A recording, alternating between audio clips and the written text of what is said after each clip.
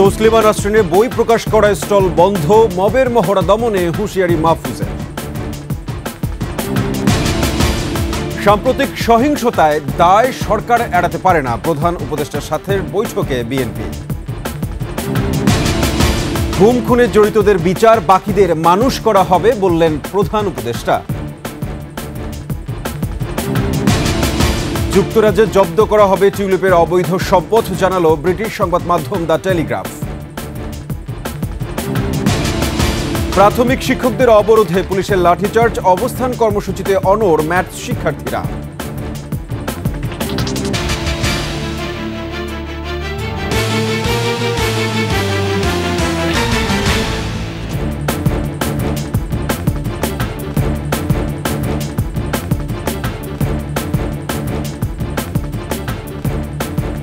শুনছিলেন সংবাদ শিরোনাম, আমন্ত্রণ রাতের ২১ সংবাদে, সাথে আছি আমি সাব্বির আহমেদ। দর্শক, ২১ টেলিভিশনের সংবাদ একই সাথে সরাসরি দেখতে পাবেন আমাদের ফেসবুক পেজ www.facebook.com/2124 অনলাইনে। এছাড়া সাবস্ক্রাইব করতে পারেন www.youtube.com/@21etv চ্যানেলে। এছাড়া সংবাদে আরও থাকছে, বাংলাদেশের প্রত্যাখ্যাত শক্তিকে সমর্থন করবে না যুক্তরাষ্ট্র, আশা সাবেক কূটনীতিকদের।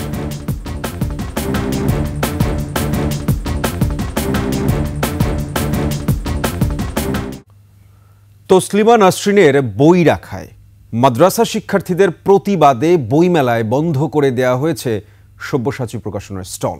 তাদের অভিযোগ, ফেসবুকে জয় বাংলা সমর্থনে পোস্ট দেন সব্যসাচী প্রকাশনের মালিক শতাব্দী ভব। মানিক শিকদারের রিপোর্ট। বইমেলার ১০ম দিনে হঠাৎই উত্তেজনা ছড়িয়ে পড়ে। মেলার ১২৮ নম্বর স্টলে সব্যসাচী প্রকাশনীতে তসলিমা নাসরিনের বই থাকায় প্রতিবাদ করে শিক্ষার্থীরা প্রকাশককে কান ধরে উঠবোস করতে বলে। এ সময় প্রকাশক জয় বাংলা স্লোগানের পক্ষে যুক্তি দেয়ায় শিক্ষার্থীদের মাঝে উত্তেজনা ছড়িয়ে পড়ে। তাকে বলছি, আপনি তো আওয়ামী লীগের দালাল। কয় কিভাবে আমি আওয়ামী লীগের দালাল? বলতেছে যে জয় বাংলা জয় বঙ্গবন্ধু এই স্লোগানটা তো আপনার জাতীয় স্লোগান বাংলাদেশের। আওয়ামী ফেসিবাদের পক্ষে কোনো স্টল বইমেলায় থাকতে পারবে না বলে দাবি করে মাদ্রাসা শিক্ষার্থীরা। আমাদের রাষ্ট্রীয় ইসলামী সংস্কৃতি সেইভাবে যেন বই লেখে। পরিস্থিতি নিয়ন্ত্রণে পুলিশ প্রকাশক শতাব্দী ভবকে নিয়ে যায়, তবে শিক্ষার্থীরা প্রকাশকের গ্রেপ্তার শাস্তি দাবি করে। সে তো চিহ্নিত আওয়ামী লীগ। আর আরেকটা বিষয়, আমরা তার ফেসবুক ঘাটাঘাটি করে দেখতে পাচ্ছি যে সে নিজেও হচ্ছে সরাসরি আওয়ামী লীগ। পরে প্রকাশক শতাব্দী ভবকে গ্রেপ্তার করা হয়েছে বলে জানায় পুলিশ। এই নিষিদ্ধ ঘোষিত কোনো বই বা তারা যেটা দাবি করতেছে, আমরা এটা অলরেডি কিছু খতিয়ে দেখছি, আরও কিছু হয়তো বাকি আছে। বাংলা একাডেমির যে কর্তৃপক্ষ তাদের সাথে কথা বলেছি, হ্যাঁ, এটা স্টল বন্ধ থাকবে। ২ নম্বর, তার বিরুদ্ধে যে অভিযোগ আছে তাকে আমরা এখন গ্রেপ্তার করতেছি, নিয়ে যাব। মানিক শিকদার, ২১ টেলিভিশন, ঢাকা। এদিকে এই ঘটনার পরই মবের মহড়া শক্ত হাতে মোকাবেলার ঘোষণা দিয়েছেন অন্তর্বর্তী সরকারের উপদেষ্টা মাহফুজ আলম। রাতে সামাজিক যোগাযোগ মাধ্যম ফেসবুকে এক পোস্টে এ কথা বলেন তিনি। মাহফুজ আলম বলেন, অভ্যুত্থানের পক্ষে হলে মব করা বন্ধ, আর যদি মব করেন তাইলে আপনাদেরও ডেভিল হিসেবে ট্রিট করা হবে।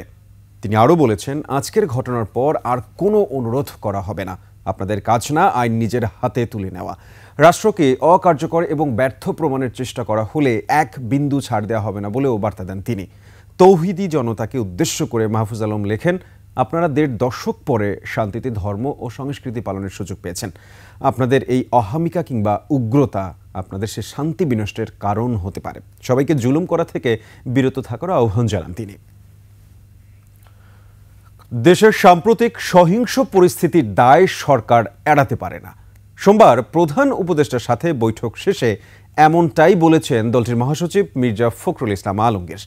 অপারেশন ডেভিল হান্টে যাতে কোনোভাবেই মানবাধিকার লঙ্ঘন না হয় সে বিষয়েও গুরুত্ব আরোপ করেছে বিএনপি। আরও জানাচ্ছেন মেহেদি হাসান। দেশের সাম্প্রতিক সহিংস পরিস্থিতির প্রেক্ষিতে প্রধান উপদেষ্টার সাথে রাষ্ট্রীয় অতিথি ভবন যমুনায় বিএনপির বৈঠক শেষে বিএনপি মহাসচিব মির্জা ফখরুল ইসলাম আলমগীর বলেন, সাম্প্রতিক সহিংস এ পরিস্থিতির দায় সরকার এড়াতে পারে না। স্থিতিশীলতা রক্ষার উপর গুরুত্ব আরোপ করেছে বিএনপি। সরকারের বিভিন্ন যে প্রতিষ্ঠানগুলো আছে, বিভিন্ন যে বাহিনীগুলো আছে, তাদের সামনেই এই ঘটনাগুলো একের পর এক ঘটেছে, যেটা আমরা মনে করি দেশের সার্বিকভাবে দেশের যে আইনশৃঙ্খলা পরিস্থিতি স্থিতিশীলতা তাকে যথেষ্টভাবে বিপন্ন করেছে এবং ফ্যাসিবাদকে সুযোগ করে দিয়েছে তাদের এই সম্পর্কে একটু কথা বলার। ন্যূনতম সংস্কার ও দ্রুত নির্বাচনের বিষয়ে বৈঠকে আলোচনা হয়েছে বলেও জানান মির্জা ফখরুল। ন্যূনতম যে সংস্কার সেই সংস্কারগুলো সম্পূর্ণ করে যে কাজ তারা করেছেন ইতিমধ্যে রিফর্ম কমিশন করেছেন একটা, তাদের সঙ্গে আলোচনার ভিত্তিতে আপনার একমত হওয়ার প্রেক্ষিতে আপনার কনসেনসাস হওয়ার প্রেক্ষিতে আপনার দ্রুত নির্বাচন দেওয়ার বিষয়টা আমরা তাদের সঙ্গে কথা বলেছি। এদিকে সহিংসতার দায় সরকারের কিনা এমন প্রশ্নের জবাবে প্রধান উপদেষ্টার প্রেস সচিব জানান, সরকারের তড়িৎ পদক্ষেপের ফলে দেশের পরিস্থিতি শান্ত হয়ে এসেছে। বিএনপি স্ট্যাবিলিটির দিকে জোর দিয়েছে, আমরাও বলেছি যে আমরা স্ট্যাবিলিটি চাই। আপনি জানেন প্রফেসর ইউনূস এই বিষয়ে খুব স্ট্রং স্টেটমেন্ট দিয়েছেন এবং এর ফলে দেখেন ওনার স্টেটমেন্টের পরে দেশের শান্তিটা আবার ফিরে এসছে। 15 ফেব্রুয়ারি থেকে রাজনৈতিক দলগুলোর সাথে কনসেনসাস কমিশনের বৈঠক শুরু হবে বলেও জানান শফিকুল আলম। বিএনপির তরফ থেকে পূর্ণ সমর্থন যে রিফর্মের ব্যাপারে। মেহেদী হাসান, 21 টেলিভিশন, ঢাকা।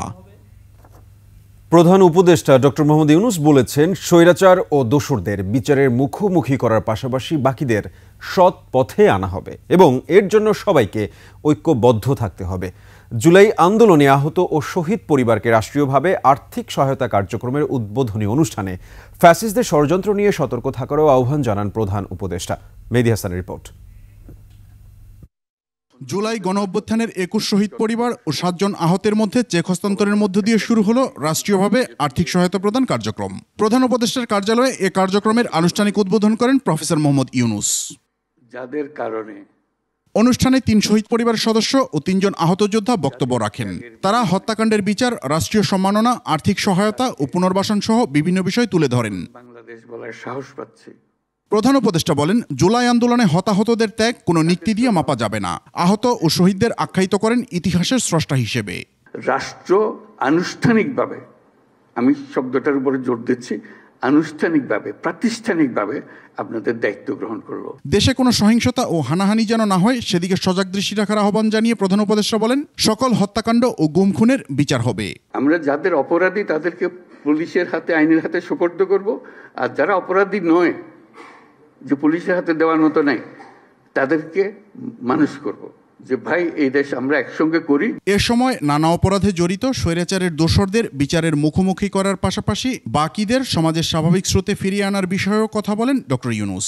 এই নতুন বাংলাদেশের ভেতরে যারা গণ্ডগোলের সৃষ্টি করতে পারে তাদেরও নিশ্চিহ্ন করবো আমরা, তাদেরকে দলে বেরিয়ে ফেলবো, নিজেদের মধ্যে নিয়ে আসবো, আর তা না হলে আইনের কাছে সুপর্দ করে দেবো।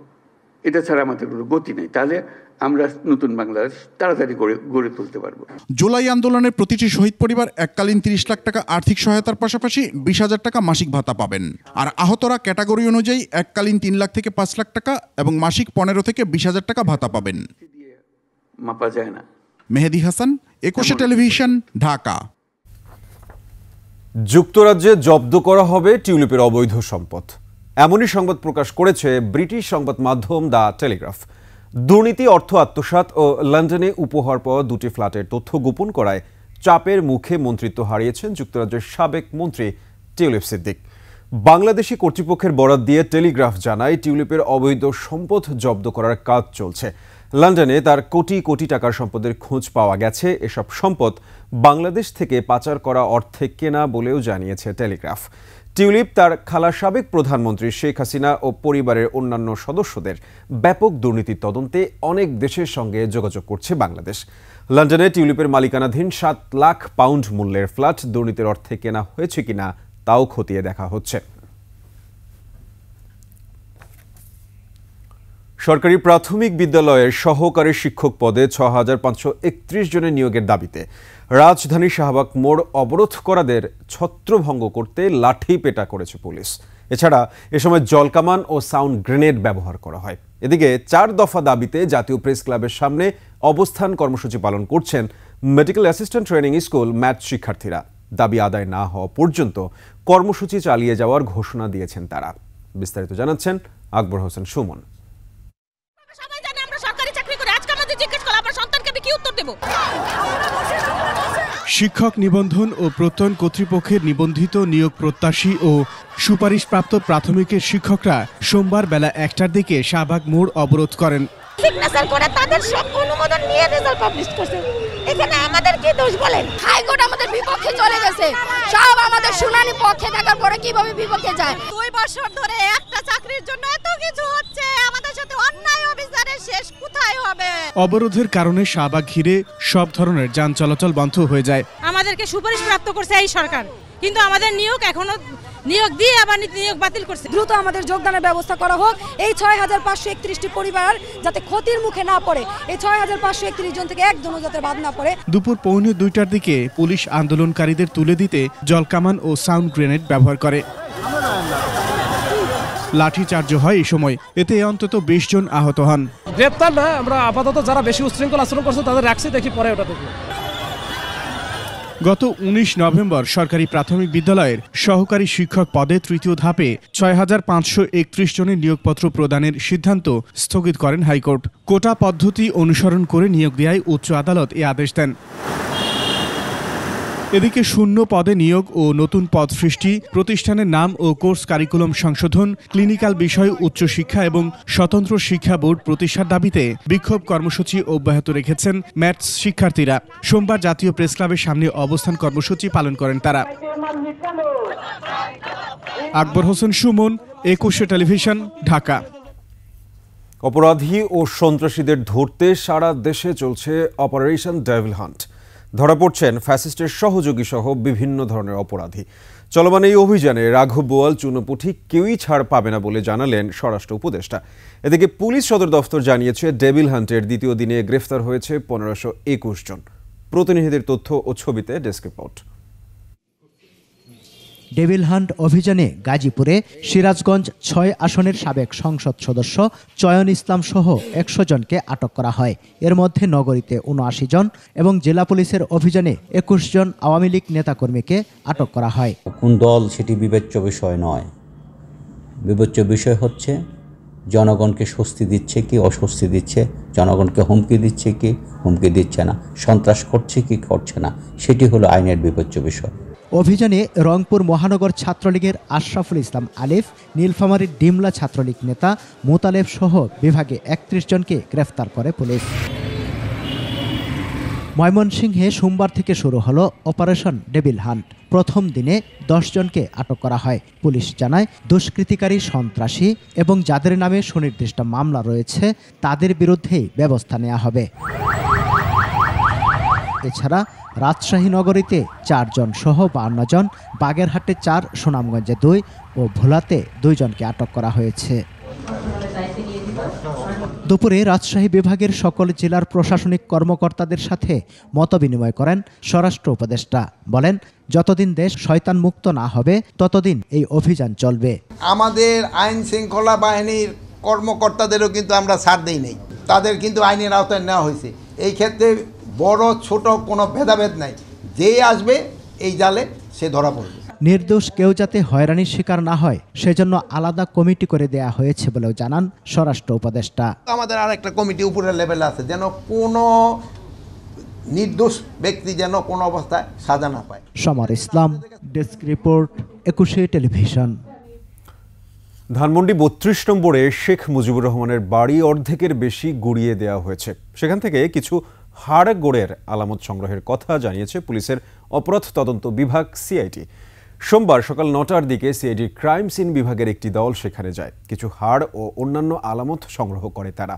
এসব হাড় ও আলামতের ফরেনসিক পরীক্ষা করবে সিআইডি। ভারতে পালিয়ে যাওয়া আওয়ামী লীগের ক্ষমতাচ্যুত প্রধানমন্ত্রী শেখ হাসিনার বক্তব্য প্রচারের ঘোষণাকে কেন্দ্র করে বিক্ষুব্ধ ছাত্র জনতা গত বুধবার রাতে ধানমন্ডি 32 নম্বরে ব্যাপক বিক্ষোভ করে। এক পর্যায়ে শেখ মুজিবুর রহমানের বাড়িতে ভাঙচুর ও অগ্নিসংযোগ করা হয়। পরে বুলডোজার দিয়ে বাড়িটি অনেকটাই গুড়িয়ে দেওয়া হয়েছে।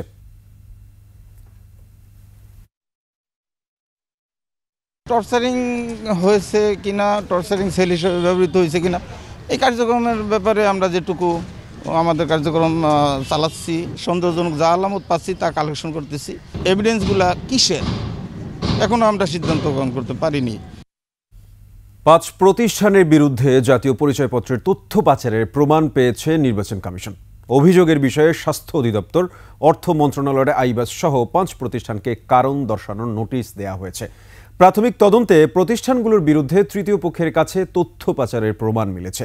বিস্তারিত জানাচ্ছেন শিউলি শবনম।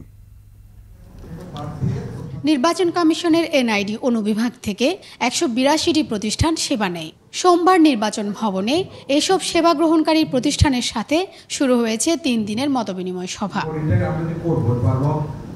সভা শেষে ইসি সচিব আক্তার আহমেদ জানান, প্রতিষ্ঠানগুলোর কতটুকু তথ্য প্রয়োজন আর কতটুকু নিচ্ছে তা এর মাধ্যমে পর্যালোচনা করা হবে। প্রতিষ্ঠানগুলোর অসতর্কতায় নাকি ইচ্ছাকৃতভাবে এই তথ্য ফাঁস তা খতিয়ে দেখছে ইসি।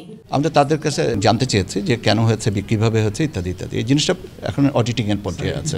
এর আগে চুক্তি লঙ্ঘন করায় বাংলাদেশ কম্পিউটার কাউন্সিলের সাথে চুক্তি বাতিল করে ইসি। এবার 5 অভিযুক্ত প্রতিষ্ঠানের অপরাধ প্রমাণ হলে তাদের সাথেও চুক্তি বাতিল করবে ইসি। চুক্তির শর্ত পূরণ করেননি, অতএব চুক্তিতে বাতিল হবে। এখন এর পরবর্তীতে যদি কেউ বলেন যে ঠিক আছে আমাদের যেটা, আবার তারা তো সেবা দিবেন, তারা যদি নতুন করে আমাদের সাথে চুক্তিতে আসতে চান, ওয়েলকাম, কোনো অসুবিধা নেই। তো চুক্তির শর্ত অনুযায়ী কমিশনের তথ্য উপাত্ত কোনো অবস্থাতে কোনো ব্যক্তি বা প্রতিষ্ঠান অন্য কোনো পক্ষকে সরবরাহ করতে পারে না। শিউলি শবনম, 21 টেলিভিশন, ঢাকা। শিক্ষাখাতে নিয়োগ, বাণিজ্য, জমি দখল, চাঁদাবাজি সহ নানা অপকর্মের অভিযোগে ময়মনসিংহ ফুলবাড়িয়ার সাবেক এমপি মুসলিম উদ্দিন ও তার ছেলে উপজেলা আওয়ামী লীগের সভাপতি এমদাদুল হক সেলিমের বিরুদ্ধে বাবা ছেলে মিলে এলাকায় গড়েন ত্রাসের রাজত্ব। আতর রহমান জুয়েলের তথ্য ছবিতে ইউসুফ হাসান নাইমের ডেস্ক রিপোর্ট। ফুলবাড়িয়া এলাকা থেকে 2009 সালে নৌকা প্রতীকে মুসলিম উদ্দিন এমপি হওয়ার পর তার ছেলে এমদাদুল হক গড়ে তোলে সন্ত্রাসী বাহিনী। 500 একর আয়তনের বিল দখলের পর সেখানে গড়ে তোলেন মৎস্য খামার। মাছ ধরাকে কেন্দ্র করে স্থানীয় আব্দুল হালিম এবং তার চাচাতো ভাই আমসর আলীকে হত্যার অভিযোগ এমদাদ সন্ত্রাসীর বাহিনীর বিরুদ্ধে। এ ঘটনায় এখনো বিচার পায়নি তাদের পরিবার। সাবেক এমপি মুসলিম সাহেবের লোকজন আমার স্বামীকে এবং আমার ভাসুরকে এমনভাবে নির্যাতন করে মেরেছে যে বলার বাইরে। 8 থেকে 9 বছর হয়ে গেল, কিন্তু এখনো তার আমরা কোনো বিচার পাইলাম না। রাঙ্গামাটির লোক অত্র এলাকার লোককে ঠকিয়ে এই বরবিলা থেকে হাজার হাজার কোটি টাকা আত্মসাৎ করে এই মুসলিম সাহেব খেয়েছে। পিতা পুত্রের বিরুদ্ধে অভিযোগ, সন্তোষপুরে বন বিভাগের জায়গা দখল করে ফল বাগান এবং মুক্তিযোদ্ধা সংসদের জমিতে বহুতল ভবন গড়ে তোলার। স্থানীয় বাস স্ট্যান্ড থেকে 15 বছরে করেছেন কয়েকশো কোটি টাকার চাঁদাবাজি। বন বিভাগের জমি দখল করেও তারা লুটপাট চালিয়েছে। আলমেশিয়া বাস স্ট্যান্ড থেকে কোটি কোটি টাকা চাঁদাবাজি আত্মসাৎ করছে। শিক্ষক কর্মচারী নিয়োগে কোটি কোটি টাকার ঘুষ বাণিজ্য করেছেন ফুলবাড়িয়া ডিগ্রি কলেজ সহ বিভিন্ন শিক্ষা প্রতিষ্ঠানে। ফুলবাড়িয়া উপজেলার সকল শিক্ষা প্রতিষ্ঠান থেকে শত শত কোটি টাকার বাণিজ্য করছে এই মুসলিম এবং তার ছেলে সেলিম। আমরা এই দুর্নীতি এবং লুটপাটের সর্বোচ্চ সাজা এবং শাস্তি দাবি করছি। সেলিম সাহেব তারা সভাপতিকে দিয়ে টাকা চাওয়াইছিল আমার কাছে, আমি সে টাকা তাদেরকে দিতে পারি না, বিধায় আমাকে স্কুলে যাইতে দেয় না। হেন কোনো দুর্নীতি নাই যে সে আপনার করে নাই সেটা, যার ফলে আপনার তো অবশ্যই তার একটা যৌক্তিক এবং বিচার দাবি করি। সন্ত্রাস আর দুর্নীতির বরপুত্র সাবেক এমপি মুসলিম ও তার সন্ত্রাসী বাহিনীকে দ্রুত আইনের আওতায় আনার দাবি এলাকাবাসীর। ইউসুফ হাসান নাইম, 21 টেলিভিশন। বিমস্টেক সম্মেলনে প্রধান উপদেষ্টা ডক্টর ইউনূস এবং ভারতের প্রধানমন্ত্রী নরেন্দ্র মোদীর সাথে দ্বিপাক্ষিক বৈঠকের সম্ভাবনা রয়েছে। আগামী 4 এপ্রিল ব্যাংককে বিমস্টেক শীর্ষ সম্মেলনে যোগ করতে যাচ্ছেন ডক্টর ইউনূস। সম্মেলনের সাইডলাইনে বেশ কয়েকটি দ্বিপাক্ষিক বৈঠকে অংশগ্রহণ করবেন তিনি। এই সফরে প্রথমবারের মতো ভারতের প্রধানমন্ত্রী নরেন্দ্র মোদী ও প্রধান উপদেষ্টা ডক্টর ইউনূসের ব্যক্তিগত সাক্ষাতের সম্ভাবনা রয়েছে। দুই দেশের কূটনৈতিক সম্পর্ক জোরদারই তাদের সম্ভাব্য সাক্ষাতে গুরুত্ব পাবে বলে আশা করছেন বিশ্লেষকরা। এখনও চূড়ান্ত সিদ্ধান্ত না আসলেও সাক্ষাৎকারের জন্য প্রস্তুতি চলছে বলে জানা গেছে। বাংলাদেশে অভ্যুত্থান পরবর্তী বাস্তবতাকে পাশ কাটিয়ে প্রত্যাখ্যাত শক্তিকে সমর্থন করবে না যুক্তরাষ্ট্র। তবে দেশের অভ্যন্তরীণ অবস্থা টালমাটাল থাকলে বন্ধু রাষ্ট্রগুলো আর চোখে তাকাবে। ট্রাম্প মোদি বৈঠকে বাংলাদেশ প্রসঙ্গ সামনে রেখে এমন মত দিয়েছেন সাবেক কূটনীতিকরা। বৈঠকে বাংলাদেশ নিয়ে যুক্তরাষ্ট্রের কাছে অহেতুক নেতিবাচক কিছু তুলবে না ভারত, এমন আশাও তাদের। বিস্তারিত আকবর হোসেন সুমনের রিপোর্টে। সম্প্রতি দায়িত্ব নিয়েই বহু ইস্যুর মধ্যে অভিবাসন নীতিও কাঁটাছেঁড়া করেছেন যুক্তরাষ্ট্রের প্রেসিডেন্ট ডোনাল্ড ট্রাম্প। ফলস্বরূপ ডান্ডাবেরি দিয়ে 104 ভারতীয়কে ফেরত পাঠিয়েছে যুক্তরাষ্ট্র। এসব ক্ষতের সঙ্গে স্বার্থ সংশ্লিষ্ট নানা ইস্যুতে ট্রাম্পের মুখোমুখি হতে যাচ্ছেন ভারতের প্রধানমন্ত্রী নরেন্দ্র মোদী। দিল্লি ওয়াশিংটনের এই বৈঠকে বাংলাদেশ প্রসঙ্গ আলোচনায় থাকবে।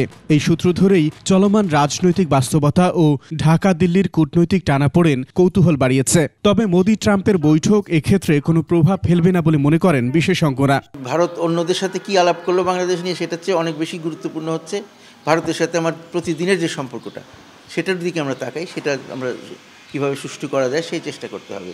সেখানে সেই চেষ্টাটা যদি আমরা ঠিক মতন করি, তাহলে ভারত তো আশ্বস্ত বোধ করবে এবং সেও অহেতুক অন্যের কাছে যে আমাদের নামে কোনো নেতিবাচক কথা বলবে না। ভারতের সঙ্গে কূটনৈতিক টানাপোড়েন চিন্তার কারণ হলেও বাংলাদেশের রাজনৈতিক বাস্তবতা পাশ কাটানোর সুযোগ নেই। আওয়ামী লীগ তো একটা গণ অভ্যুত্থানের মুখে ক্ষমতাচ্যুত হয়েছে এবং প্রাক্তন প্রধানমন্ত্রী শেখ হাসিনা ভারতে আশ্রয় নিয়েছে, বা ভারতের প্রধানমন্ত্রী হয়তো বিষয়টা তুলতে পারেন, কিন্তু মার্কিন যুক্তরাষ্ট্রের সাথে এই বিষয়ে, বাংলাদেশের বিষয়ে মার্কিন যুক্তরাষ্ট্রের ধারণা বা চিন্তা এবং তাদের কাজের মধ্যে খানিকটা তফাৎ আছে, এটা আমরা জানি। এবং সেই তফাৎ মার্কিন যুক্তরাষ্ট্র এবং ভারতের মধ্যে একেবারেই মুছে যাবে এই মুহূর্তে, এটা আমার কাছে মনে হয় না। আর্থসামাজিক স্থিতিশীলতা নিশ্চিত করতে না পারলে অন্তর্বর্তী সরকারের সঙ্গে বন্ধু রাষ্ট্রের সম্পর্ক আলগা হবার ইঙ্গিত দিয়েছেন সাবেক এই কূটনীতিক। আমাদের অভ্যন্তরীণ অবস্থাটা যদি টালমাটাল থাকে, যদি স্থিতিশীলতা না থাকে, তাহলে বিদেশে যারা আছে আমাদের বন্ধুরা, তারা বাংলাদেশের দিকে অন্য একটা দৃষ্টিতে তাকাবে যে বাংলাদেশে এখন যে অবস্থা আছে এটা ভালো না। যুক্তরাষ্ট্রের কাছে বাংলাদেশ পরিস্থিতিকে ভিন্নভাবে তুলে ধরলেই সম্পর্ক পরিবর্তন হবে না বলে মনে করেন বিশেষজ্ঞরা। আমাদের বন্ধু কিন্তু শুধুমাত্র ভারত বা শুধুমাত্র মার্কিন যুক্তরাষ্ট্র নয়, আমাদের বন্ধু চীন, আমাদের বন্ধু রাশিয়া, আমাদের বন্ধু জাপান। আকবর হোসেন সুমন, 21 টেলিভিশন, ঢাকা। দর্শক, নিচ্ছি সংবাদ বিরতি। যখন ফিরছি তখন অন্যান্য সংবাদের সঙ্গে আরও যা থাকছে। সিরাজগঞ্জে বৈষম্য বিরোধী আন্দোলনের কমিটি বাতিলের দাবিতে উত্তর ব্লকের শিক্ষার্থীদের বড় আমন্ত্রণ রাতের 21 সংবাদে। প্রধান 8টি বিষয়কে চিহ্নিত করে সংস্কারের সুপারিশ দিয়েছে প্রাথমিক ও উপানুষ্ঠানিক শিক্ষা সংস্কার পরামর্শ কমিটি। সোমবার রাষ্ট্রীয় অতিথি ভবন যমুনায় এই সুপারিশসমূহের বিস্তারিত প্রধান উপদেষ্টার কাছে তুলে দেয় কমিটি। নানা উদ্যোগ সত্ত্বেও শিক্ষণ মানের ক্ষেত্রে যে স্থবিরতা বিরাজ করছে তা দূর করা এবং শিশুর শিক্ষণ কল্যাণ ও নিরাপত্তাকে সব কর্মকাণ্ডের কেন্দ্রে স্থাপন করা, এই দুই বিষয়কে গুরুত্ব দিয়ে পর্যালোচনা ও সুপারিশ তৈরি করা হয়েছে।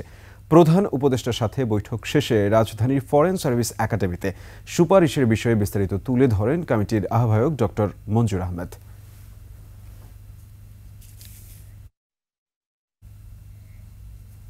বৈষম্য বিরোধী ছাত্র আন্দোলনে সরাসরি অংশ নেওয়া শিক্ষার্থীদের সিরাজগঞ্জের জেলা কমিটিতে স্থান না দেওয়ার অভিযোগ তুলে এবং কমিটি বাতিলের দাবিতে মহাসড়ক অবরোধ করে বিক্ষোভ করেছেন শিক্ষার্থীরা। যমুনা সেতু পশ্চিম গোলচত্বর এলাকায় ঘণ্টাব্যাপী কর্মসূচিতে কমিটি বাতিলের জন্য 6 ঘণ্টার আলটিমেটাম দেয় তারা। প্রতিনিধি স্বপন মির্জার তথ্যচিত্রে ডেস্ক রিপোর্ট। বিকেল 5টা থেকে সন্ধ্যা 6টা পর্যন্ত যমুনা সেতুর পশ্চিম গোলচত্বর মহাসড়ক এলাকা অবরোধ করেন বৈষম্য বিরোধী ছাত্র আন্দোলনের শিক্ষার্থীরা। এতে মহাসড়কের দুই প্রান্তে যান চলাচল বন্ধ হয়ে দীর্ঘ যানজটের সৃষ্টি হয়।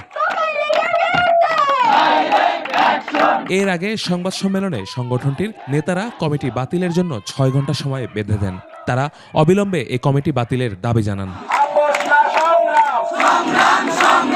রোববার রাতে বৈষম্য বিরোধী ছাত্র আন্দোলনের ফেসবুক পেজে সংগঠনটির কেন্দ্রীয় আহ্বায়ক হাসানাত আব্দুল্লাহ ও সদস্য সচিব আরিফ সোহেলের সই করা পোস্টে 284 সদস্যের সিরাজগঞ্জ জেলা কমিটির অনুমোদন দেয়া হয়। এতে সজীব সরকারকে আহ্বায়ক, মেহেদী হাসানকে সদস্য সচিব করা হয়। এরপর থেকে আন্দোলনে নামে শিক্ষার্থীরা।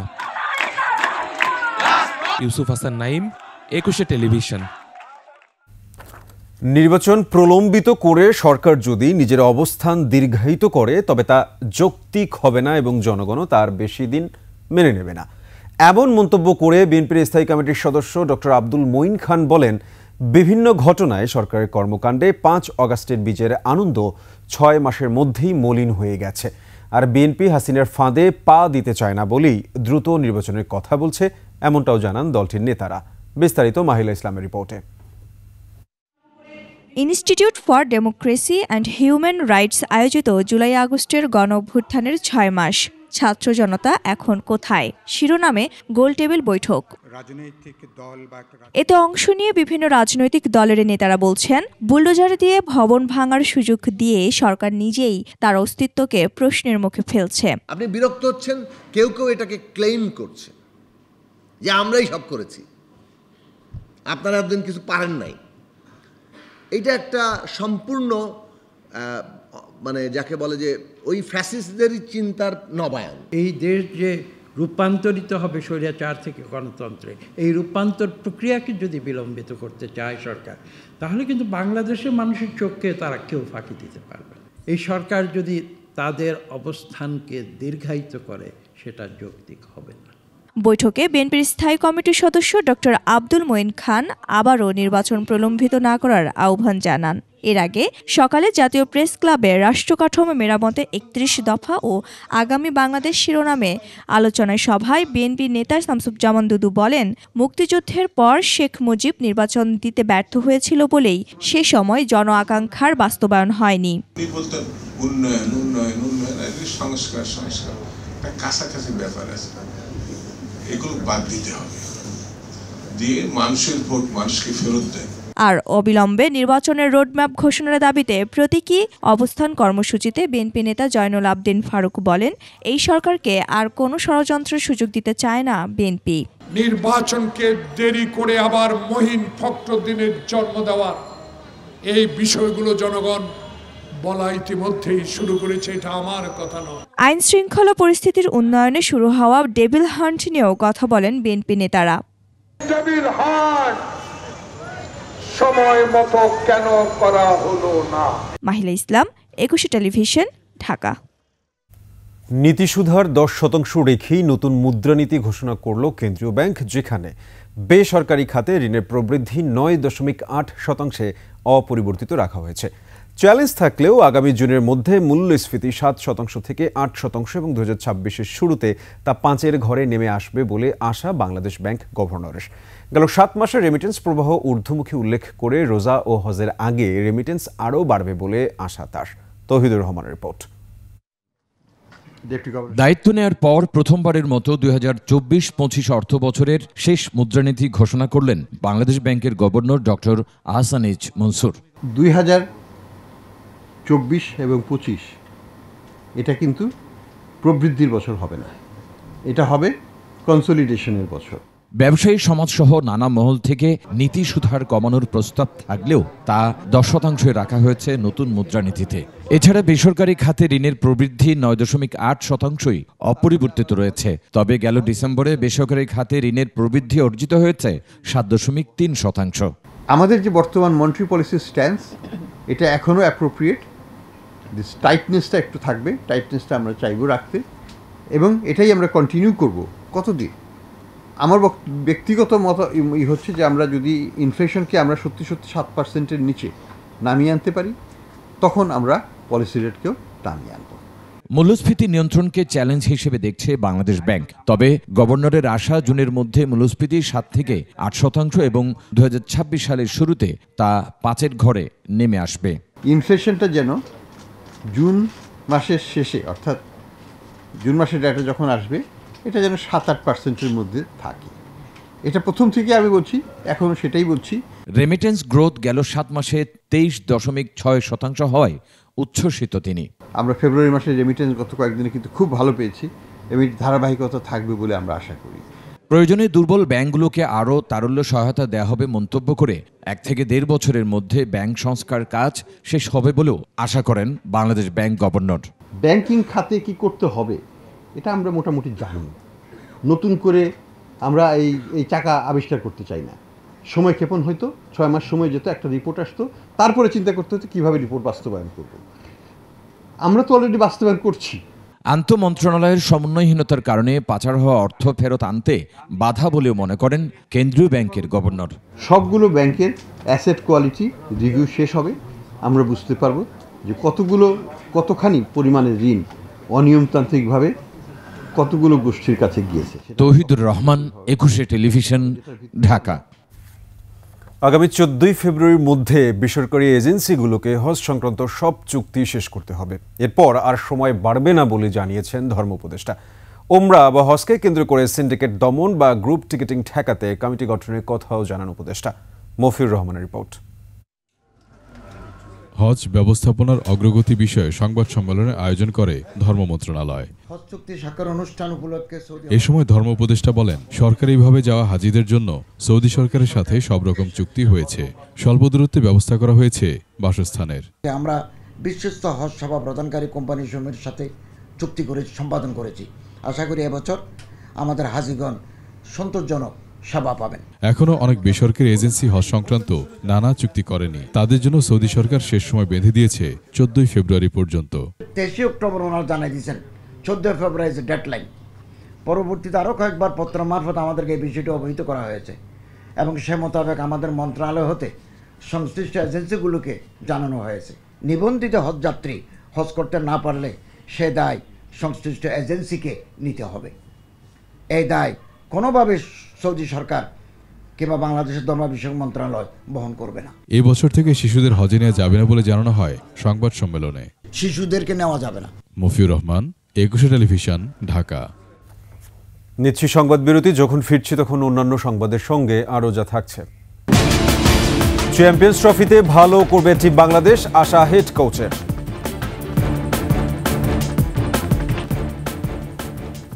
কসমেটিক, স্কিন কেয়ার ও পার্সোনাল কেয়ার খাত নিয়ে রিপোর্ট করায় জাতীয় ভোক্তা অধিকার সংরক্ষণ অধিদপ্তর এবং SBMEB ফেলোশিপ অর্জন করেছেন প্রিন্ট, অনলাইন এবং টেলিভিশনের 30 প্রতিবেদক। 21 টেলিভিশনের সিনিয়র রিপোর্টার তৌহিদুর রহমানও ফেলোশিপ অর্জন করেছেন। ফেলোর পাশাপাশি প্রিন্ট, অনলাইন এবং টেলিভিশনে 3 জনকে দেওয়া হয় বেস্ট রিপোর্টিং অ্যাওয়ার্ড।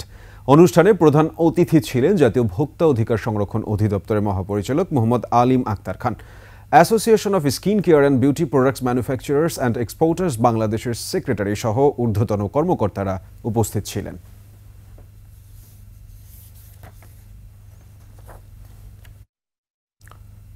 ময়মনসিংহের মুক্তাগাছায় গ্রামীণ জনপদ নিমোরিয়ার মানুষের ঘরে ঘরে বিদ্যুতের আলো পৌঁছে দিতে 20 মেগাওয়াট সৌর বিদ্যুৎ প্লান্ট তৈরির কাজ দ্রুত এগিয়ে চলছে। জুলস পাওয়ার মুক্তাগাছা সোলারটেক এনার্জি 70 একর জমির উপর এই প্লান্ট তৈরির কাজ এগিয়ে নিচ্ছে। জুলসের কর্মকর্তা জানান, জমির মালিকদের কাছ থেকে বার্ষিক ভাড়ার ভিত্তিতে 22 বছরের জন্য লিজ নিয়ে এই প্লান্ট স্থাপন করা হচ্ছে। জলাভূমি ভরাট না করে পিলার বসিয়ে এই কেন্দ্র নির্মিত হচ্ছে, ফলে তা পরিবেশের ভারসাম্য বজায় রাখবে। এই বিদ্যুৎ কেন্দ্রটি বছরে 37.9 গিগাওয়াট ঘন্টা বিদ্যুৎ উৎপাদন করবে এবং বার্ষিক 18,344 টন কার্বন ডাই অক্সাইড নির্গমন এড়াবে। বিডিআর বিদ্রোহের বিস্ফোরক মামলায় 285 জনের সাক্ষ্য নেওয়া হয়েছে। সোমবার ঢাকার কেরানীগঞ্জে কেন্দ্রীয় কারাগারের অস্থায়ী আদালতে এই সাক্ষ্য নেওয়া হয়। সে সময় 375 জনের জামিন চেয়ে আবেদন করে আসামি পক্ষ। পরে আগামী 13 মার্চ জামিনের আদেশের তারিখ নির্ধারণ করেছেন আদালত। সোহেল সামির রিপোর্ট। সোমবার সকাল থেকেই কেরানীগঞ্জ কারাগারের মূল ফটকের সামনে জড়ো হতে থাকেন বিচারপ্রার্থী স্বজনরা। কাশিমপুর কারাগার থেকে কড়া পাহারায় অস্থায়ী আদালতে আনা হয় বিডিআর জওয়ানদের। সবাই প্রায় বৃদ্ধ। দীর্ঘ 16 বছরের জেল জীবনে চোখে মুখে ক্লান্তির ছাপ। বিচারের শুনানি চলে দীর্ঘ সময় ধরে। এজলাস চলার সময় একজন অসুস্থ হয়ে পড়লে তাকে কারা হাসপাতালে নেওয়া হয়। শুনানি শেষে আসামি পক্ষের আইনজীবী প্রশ্ন তুলে বলেন, নির্দিষ্ট কয়েকজনের চাক্ষুষ সাক্ষী, তাহলে 825 জন কেন? সাক্ষ্য নেওয়া শেষ করতেই তো লাগবে আরও 16 বছর। ওই একই আয়ু পরবর্তীকালে হয়তো অন্যের কোনো নির্দেশনা পেয়ে বা উনি প্রভাবিত হয়ে যেভাবেই হোক, তিনি ওই 17 জনের বিরুদ্ধে চার্জশিট না দিয়ে তিনি 827 জনের বিরুদ্ধে চার্জশিট দিয়ে দিয়েছেন। আমরা এটাও বলেছি যে আরও কত বছর লাগবে এই মামলা নিষ্পত্তি হতে, এটার কোনো এখন পর্যন্ত কোনো নিশ্চয়তা নাই। রাষ্ট্রের কৌশলী বলছেন, যেহেতু বিস্ফোরক একটি স্বতন্ত্র মামলা, তার সাথে হত্যা মামলা গুলিয়ে ফেলে 16 বছরের হিসাব করা ঠিক হবে না। অতীত সময়ে বিভিন্ন কারণে হয়তো বা এই মামলাটার সাক্ষ্য গ্রহণ ঠিকমতো আগায় নেই, কিন্তু আমাদের সময়ে আসার পরে আমরা এটাকে সাক্ষ্য গ্রহণ সহ এটার কার্যক্রম যা যা হওয়া দরকার এগুলো আমরা যথেষ্ট সতর্কতার সাথে, দ্রুততার সাথে আমরা এগুলো সহযোগিতা করে আসছি এবং করছি। অনেকের 1 বছর, কারো বা 2 বছর, কারো 10 বছরের জেল হয়েছিল। আবার কেউ কেউ খালাসও পেয়েছিলেন হত্যা মামলায়। তবে সবাইকে জেল খাটতে হচ্ছে 16 বছর ধরে। কেন? উত্তর খুঁজে ফিরছেন স্বজনরা। ছোট থেকে যে বড় হয়েছি, অনেক কষ্টে আমাদের ফ্যামিলি কাটছে, কিন্তু কষ্টের মধ্যে যে একটা মেন লোক থাকে আমার বাবা, তাকে মানে তাকে আমরা কখনো পাইনি। আমরা খুব আশা নিয়ে আসি যে আজকে হয়তো শুনানিতে তার একটা কিছু হবে। অনেক আশা করে আসছিলাম, জামিন হলো না। আমরা চাই যে তাদের দ্রুত এটা জামিন হয়ে যাক। 16 বছরের অপেক্ষার পর এখন জামিন এবং মুক্তির প্রহর গুনছেন প্রিয়জনেরা। সোহেল সামি, 21 টেলিভিশন, ঢাকা। এরই সাথে শেষ করছি রাতের 21 সংবাদ। যাবার আগে সংবাদ শিরোনামগুলো আরো একবার। তসলিমা নাসরিনের বই প্রকাশ করা স্টল বন্ধ, মবের মহড়া দমনে হুঁশিয়ারি মাহফুজের। সাম্প্রতিক সহিংসতার দায় সরকার এড়াতে পারে না, প্রধান উপদেষ্টার সাথে বৈঠকে বিএনপি। গুম খুনে জড়িতদের বিচার বাকিদের মানুষ করা হবে বললেন প্রধান উপদেষ্টা। যুক্তরাজ্যে জব্দ করা হবে টিউলিপের অবৈধ সম্পদ, জানালো ব্রিটিশ সংবাদ মাধ্যম দ্য টেলিগ্রাফ। প্রাথমিক শিক্ষকদের অবরোধে পুলিশের লাঠিচার্জ, অবস্থান কর্মসূচিতে অনড় ম্যাথস শিক্ষার্থীরা।